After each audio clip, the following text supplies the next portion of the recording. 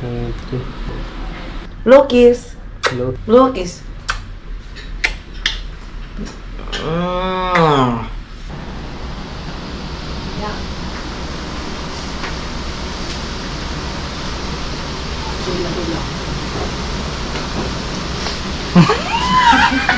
Ay, kita.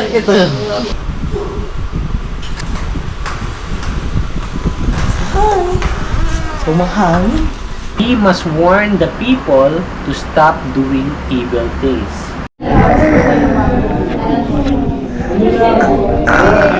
May iwan tayo.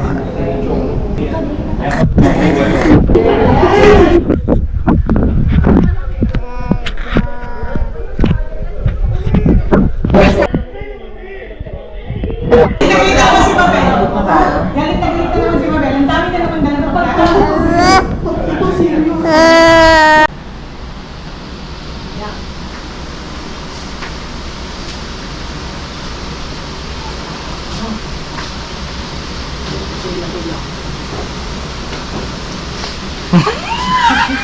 Ay, kita.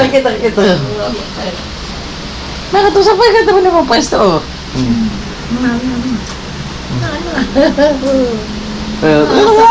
Sabi ka naman naman pwesto. More akili, eh. Masih bordel, eh.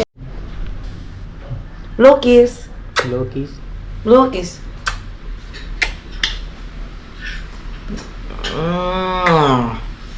Your turn. Lokis. Kiss na. Ilan? 1, 2, 3.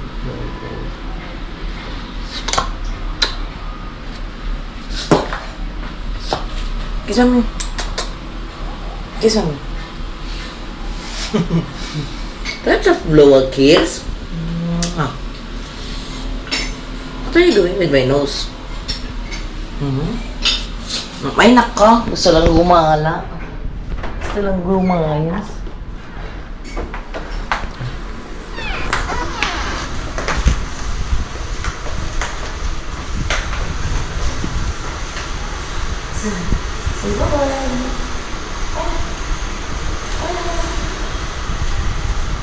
Narinig siya sa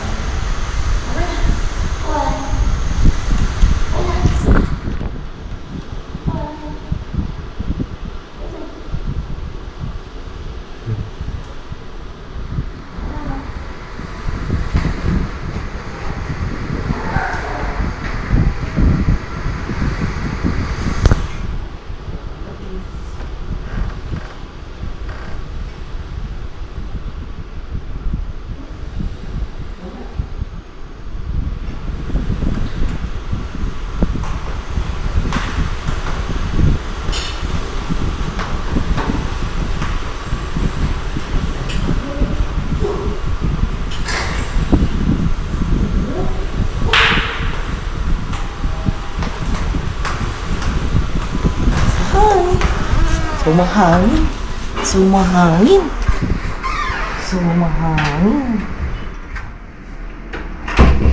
Ano ba eh? Finish na tayo pasyal. Gawin tayo dito. Gawin tayo. Wow! Hoy. You're back. Game. Bible story, Jonah. Let's open. Are you ready?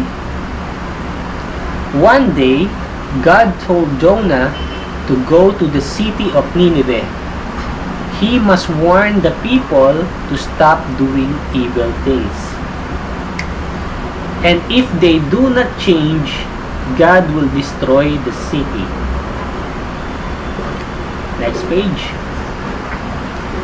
Instead of going to Nineveh, Jonah got on a ship and sailed away in the opposite direction. Next page. God sent a big storm to the sea. The storm ended after the sailor threw Jonah overboard. Then God sent a big fish to swallow him, Jonah stayed there for 3 days and 3 nights. Jonah prayed and thanked God for saving him. He also promised to obey God. God forgave him and put him safe on the dry land. Next page. Jonah went to Nineveh and told the people to ask God to forgive their sins. The people of Nineveh listened and changed their ways. God forgave the people and didn't destroy their city after all. The end. Bible story. Do you understand? That's the story of Jonah. Yay! Clap your hands!